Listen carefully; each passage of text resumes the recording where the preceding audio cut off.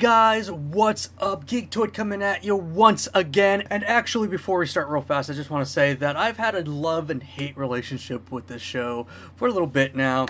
I love the first two seasons. Second season, by far, one of the best seasons of any superhero show there is out there. It's so dark. Freaking Deathstroke was amazing. I can't say enough good things about the second season. The third season, well, the first half of the third season was really strong, and then the second half of the third season was kind of a mess. And then we had the fourth season, where we had a fairly strong, overpowered villain that could have went somewhere, but the reason it didn't was because of Olicity. Like, just this whole Oliver and Felicity relationship was just... why? I don't know.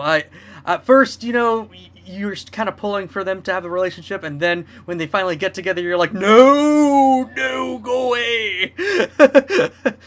But that's just, I guess, the nature of the beast. I don't know, bad writing or just chemistry. I don't know. I couldn't tell you. That's how I kind of felt about Arrow moving into this season 5 premiere, which I have to say is the strongest premiere in the last few years. Very strong premiere. I was loving every second of this premiere. I was going in there apprehensively based off of what happened last season and everything, but wow, what a good season premiere. And just to catch you guys up, so last season we had the death of Dinah Laurel Lance, unfortunately, and it was a very big tremor throughout the world, the DC TV universe world and everything. And of course, Dinah Laurel Lance, she took over for her sister as the Black Canary, and of course her sister Sarah is still alive as the White Canary in DC's Legends of Tomorrow. What ended up happening was the villain of that season, Damien Darhk, fulfilled his promise against Quentin Lance and killed Laurel. And then at the end of the season, Oliver kills Damien Darhk. He had vowed to never want to kill again, and then he has to kill Damien Darhk because it's necessary. We come into this season premiere, and it feels so much like those first two seasons. It's dark, it's gritty, it's violent. The producers said that they wanted to move towards that direction again, and I'm so happy that they succeeded. So the show starts off with the group in shambles, because after Oliver killed Damien Darhk, after Laurel dies in the last season, the Team Arrow disbands, except for maybe Felicity. You have Diggle, and you have Speedy, Thea, Queen. They're like, no, we're not going to do this anymore. Oliver, you're unhinged. Go bye. And it doesn't feel the same, you know. John Diggle felt threatened. Speedy didn't feel like killing anymore because she has the mirror. She has the I was gonna say mirror crew. No. She has the Lazarus Pit water in her system, and that makes her raging, and she doesn't want to feel like that anymore. So the season premiere is still reeling from the fallout of last season. You know, Oliver and Quentin Lance are still mourning over the death of Laurel.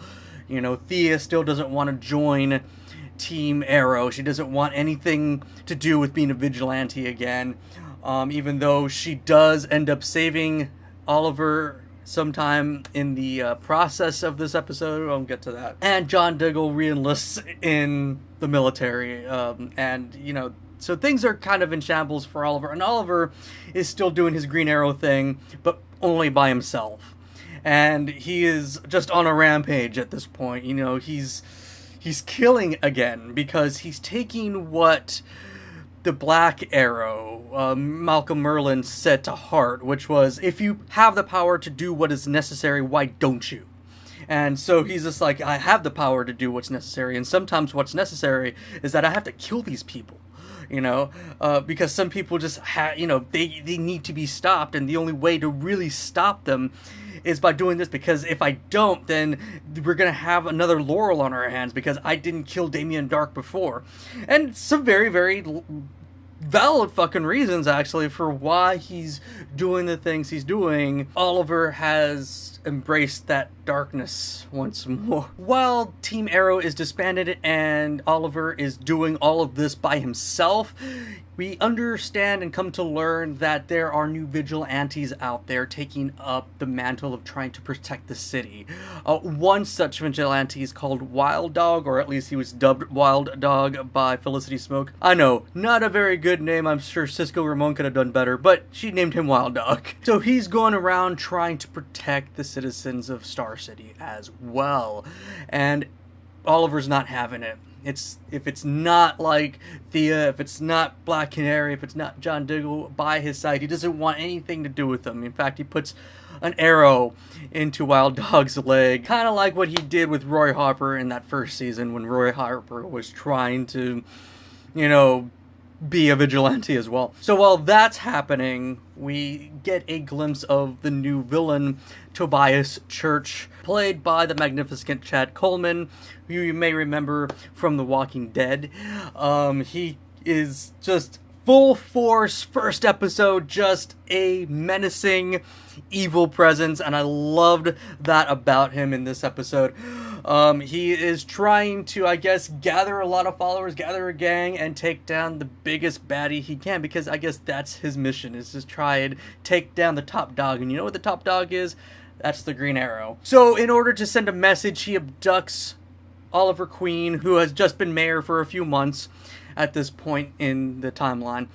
And while they are doing a ceremony uncovering a statue in honor of Laurel Lance, the Black Canary, he abducts him and a few other people, and they hold him hostage. It's up to Thea Queen in her Red Arrow gear to go save him, and they have this fight. Unfortunately, Tobias Church gets away at the end, and with that said, the Green Arrow partners with Quentin Lance, and Quentin Lance gives Oliver a kind of a chart for him to say, hey, these are some good cops. Partner with these guys. These guys are always gonna have your back.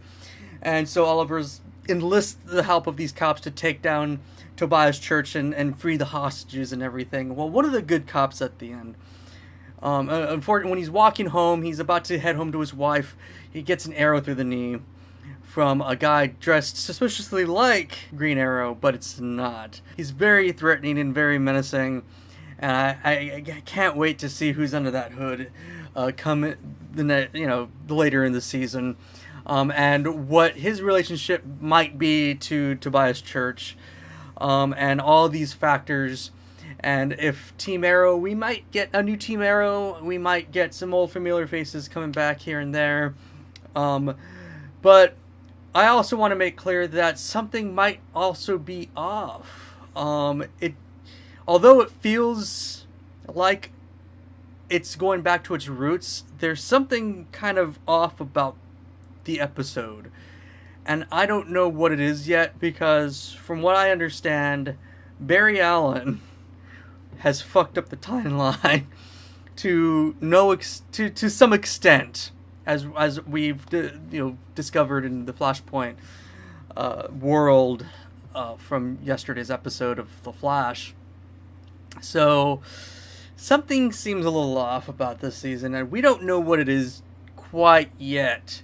And I don't know if Oliver or anybody else is going to pick up what has happened with the universe. Because even though Barry has reset the timeline to a certain extent, there are things that are going to be off here and there. And even though we haven't seen anything like drastically off in this world just yet, something is definitely off.